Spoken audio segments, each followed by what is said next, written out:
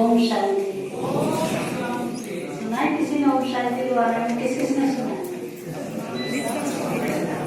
अच्छा, तो ताली बजाओ। आज हम सब यहाँ कौन बैठे? कौन बैठे हैं? हम किसान बाद में हैं। किसान को क्या कहते हैं? अन्नदाता। तो यहाँ सब कौन बैठे हैं? अन्नदाता बैठे हैं। तो इतने सब अन्नदाताओं का तहे दिल से आपका बहुत बहुत स्वागत है, स्वागत है।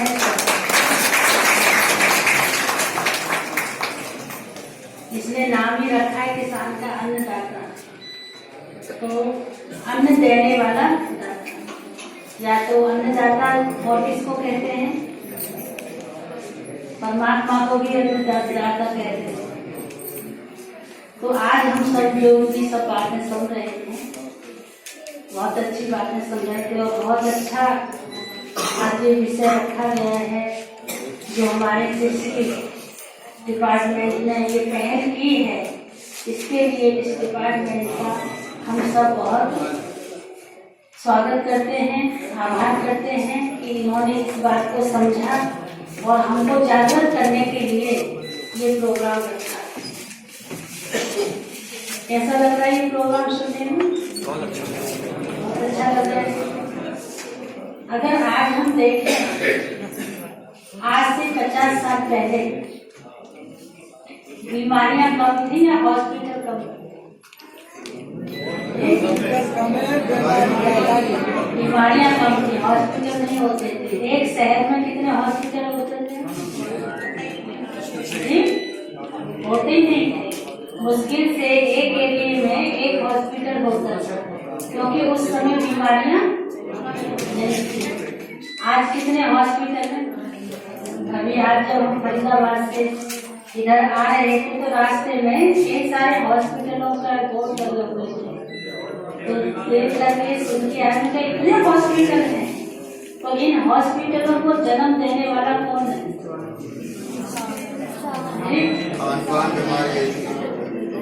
कहाँ से बीमारियां आ रही हैं? कौन है? हम सब जिम्मेवार हैं। हम सब जिम्मेवार हैं या नहीं है? इसलिए कहते हैं जैसा होगा अन्न वैसा होगा। तो आज हमारा अन्न कैसा है? दूषित है जी। कैसा है? जहरीला। जहरीला दूषित है, जहरीला है। तो हमारा मन कैसा है? मन भी हमारा दूषित और जहरीला बन है या नहीं?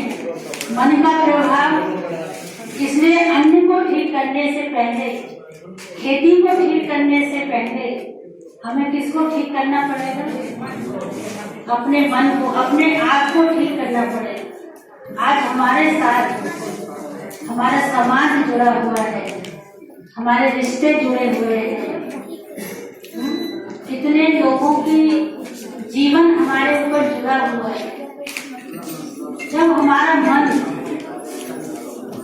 पॉजिटिव होगा, सात्विक होगा, तो हमारा हर कार्य, क्योंकि एक किसान ही एक ऐसा है जो हर समय प्रकृति के साथ जुड़ा हुआ है या नहीं है? पेड़ पौधों के साथ सबसे ज्यादा कौन रहते हैं? कौन रहते हैं? किसान ही रहते हैं ना। उनका उठना बैठना, और ये एक बहुत बड़ी बात है। एक बार की बात है, हम सुनते थे अपने दादा कि पहले जब अगर किसी पेड़ को काटा जाता था तो उसको डायरेक्ट नहीं काटते थे। उस पेड़ को बैठ करके गालियां देते थे, बददुआएं देते थे, उसको कोसते थे, और कुछ समय के बाद वो पेड़ सूख जाता था, और सूखने के बाद फिर उस पेड़ को काट लिया जाता। कैसे सूखा वो? कैसे सूखा? हमारी मन की भावना से, हमारे मन के विचारों से। अभी कुछ समय पहले किसी किसान भाई से बात हो रही थी, जैसे घरों में कोठियों में पेड़ लगाते तो किसी ने जामुन का और वो जामुन का पेड़ थोड़े समय ऐसे सूखने लगा। तो जब वो सूखने लगा तो जो उस गार्डन का मालिक था उसने बहुत अच्छी बातें की, बहुत अच्छे उसको वाइब्रेशन दिए और वो कुछ ही समय में वो पेड़ हरा भरा हो गया। और आज वो पेड़ इतने मोटे और इतने अच्छे जामुन दे रहा है कि पूरे इलाके में ऐसे जामुन नहीं मार्केट में। तो ये सब हमारी मन की भावनाओं का प्रभाव है। पहले हम देखते थे जब खेत में बीज बोया जाता था, उस बीज को जो हमारे देवी देवता होते थे घरों में उनके सामने रखते थे। हल चलाने से पहले धरती माता को भी हम क्या करते थे, नमन करते थे, इज्जत करते थे। और सुबह उठ करके जब हम खाट से सो करके उठते हैं और नीचे पांव लटकाते हैं, जमीन पर पांव धरते थे, तो क्या करते थे, धरती को नमन करते थे, धरती का पूजन करते थे। आज कौन कौन करते हैं हाथ उठाना? 1 2 3 4 5 हाथ सिर्फ गिनती के रहे, गिनती वाले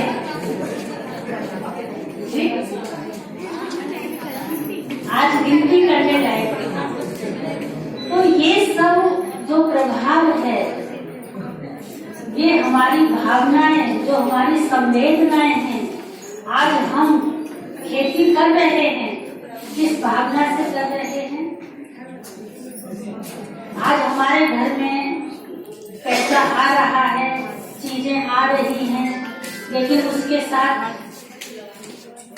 सुख शांति खुशी आ रही है जी। रोग रहित हम आ रहे हैं। आज इसके साथ साथ जितना हम पैसा कमाते हैं उतना पैसा हम किस पर खर्च करते हैं? दवाइयों पर, इलाज में है। इतना पैसा हमारा वहां चला जाता है, तो हम बचा क्या रहे? इसलिए ये बहुत अच्छा कदम उठाया है। मैं तहे दिल से इनका धन्यवाद करती हूँ इस डिपार्टमेंट का, कि जो आज हमको जागरूक करने के लिए इतना बड़ा कदम है, हमको फिर से अपनी पुरानी संस्कृति को अपनाना ही होगा। कहते भारत एक कृषि प्रधान देश है और भारत ही एक ऐसा देश है जिस देश के साथ कौन सा शब्द यूज होता है? माता। भारत माता कहते हैं ना, अमेरिका माता नहीं कहते, जापान माता नहीं कहते, और धरती माता। और तीसरी माता कौन है? गौ माता। अभी हम गौ माता की बहुत बातें सुन रहे थे और हमारे तो ये शास्त्रों में, पुराणों में लिखा है, हमारे बड़े बुजुर्ग हमको ये कह करके गए, हमारी गाय के अंदर कितने करोड़ देवताएं बसते हैं? कितने करोड़? 33 करोड़ देवताएं बसते हैं। तो वो 33 देवता किसको कहते हैं? देवता माना देने वाला। तो गाय हमारा एक ऐसा पशु है जिसका एक एक कण हमको देता है, चाहे उसका गोबर है, चाहे उसका मूत्र है, चाहे उसकी दूध है, दही, जो भी है उससे हमको मिल रहा है। इसलिए गाय को कहते हैं कि इसके अंदर 33 करोड़ देवी देवताओं का राज है। तो फिर से हम सबसे पहले हम अपनी संवेदनाओं को जागृत करें। सुबह जब हम उठते हैं, जो भी बात बता रहे थे वो भाई, हमारे यहाँ भी प्रजापिता ब्रह्मा कुमारी ईश्वरीय विश्वविद्यालय में फिर योगी खेती के नाम से 7 खेती हम ये करते हैं। वहाँ पर 100 एकड़ जमीन है, हमारे माउंट आबू में जो हेड क्वार्टर है वहाँ पर 100 एकड़ जमीन है जहाँ पर इसका प्रयोग किया जाता है।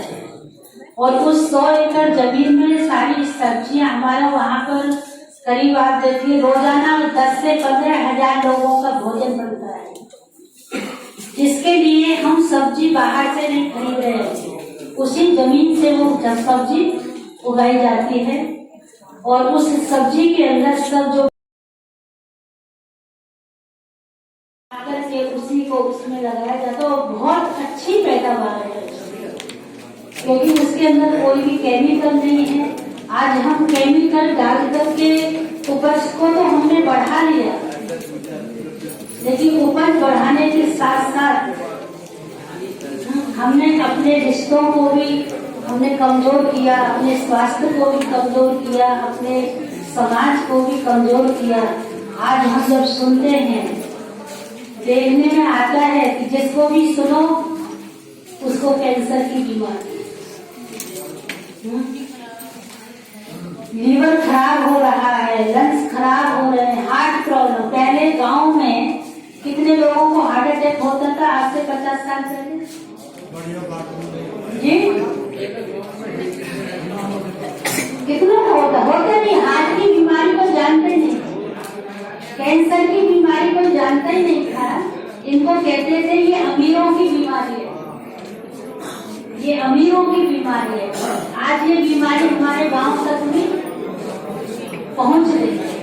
तो उन सब का जो मेन कारण है वो हमारा खान पान ही है। तो हम अपने खान पान को सुधारें और अपने को पहले हम अपने मन के विचारों को शुद्ध और श्रेष्ठ बनाएं। जब तक हम अपने मन के विचारों को शुद्ध नहीं करेंगे, क्योंकि मैं कौन हूँ? मैं इस शरीर को चलाने वाली एक चैतन्य शक्ति आत्मा है। और आत्मा कहाँ रहती है? इस शरीर के अंदर विराजमान प्रकृति के बीच आत्मा रहती है। यहीं से वो पूरे शरीर का संचालन करती है।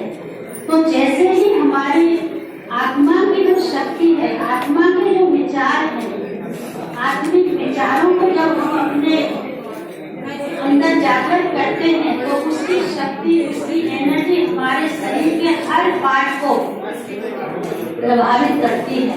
इसलिए कहते हैं जितने अच्छे और जितनी शक्तिशाली हमारे विचार होंगे उतनी ही कम बीमारियां होंगी।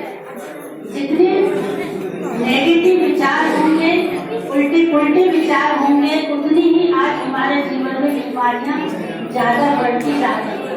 तो उन सब बीमारियों का 1 मिनट थोड़ा सा रुक जाएंगे, थोड़ा 5 मिनट, थोड़ी देर तो आत्मा को शक्तिशाली बनाने के लिए जब हम उस पिता परमात्मा के साथ कनेक्ट होते हैं, क्योंकि परमात्मा कौन है? सर्वशक्तिवान है, वो इन सब का स्रोत है, सारी शक्तियों का, सारी पावर्स का वो स्रोत है।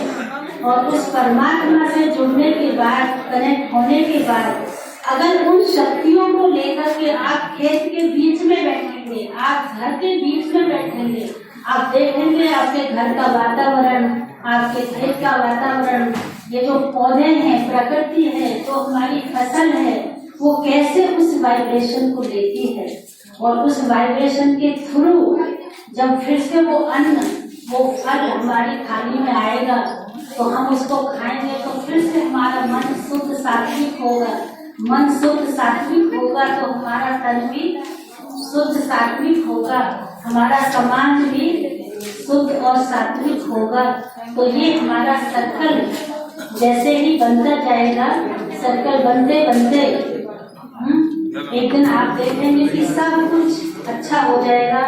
जो कहते हैं कि भारत सोने की चिड़िया थी और भारत में घी दूध की नदियां बहती थी, तो फिर से हम सब मिलकर के इस भारत को एक ऊंच महान भारत का देश पर 22 देश को बनाएंगे। और इसमें फिर से जो घी दूध की नदियां बहती थी, जो हमारे गांव, कौन से गांव थे? गोकुल गांव के नाम से जानते। हर गांव हमारा कैसा हो? गोकुल गांव जैसा हो। हर माता पिता कैसा हो? आज हम सब चाहते हैं हमारे घर में बच्चे पैदा हों। कैसे बच्चे पैदा हों?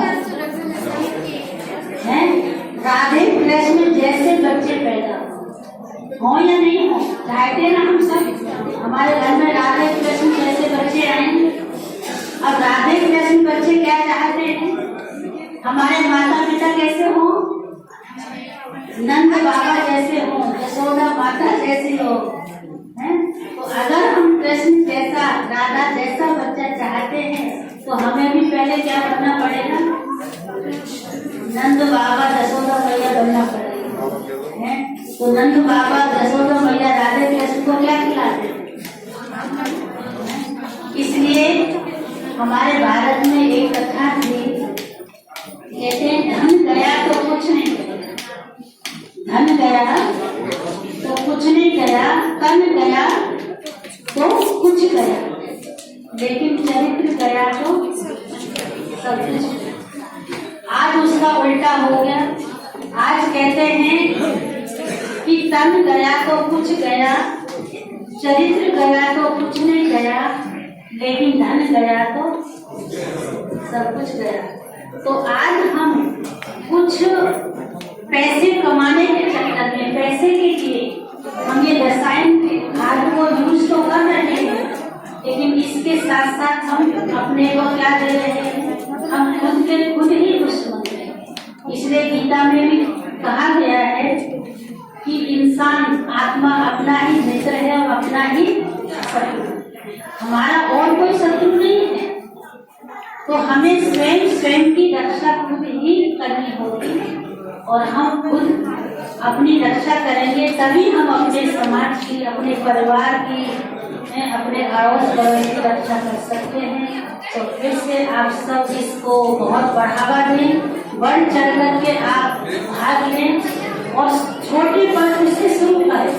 अभी बड़े लेवल पर नहीं कर सकते, ठीक है, इतनी जमीन हम नहीं कर सकते, अपने घर के लिए भी हम थोड़ा सा चाहे 1 किले में करें, 2 किले में कर करके देखो, जब आपको उसमें बेनिफिट हो तो ऐसे धीरे धीरे हम उसको आगे बढ़ा सकते हैं। और हमारा कम खर्च वाला नसीब, कम खर्चे में बहुत अच्छी चीजें हम तैयार कर सकते हैं और अपने स्वास्थ्य को भी हम अच्छा बना सकते हैं, अपने परिवार को हम अच्छा बना सकते हैं।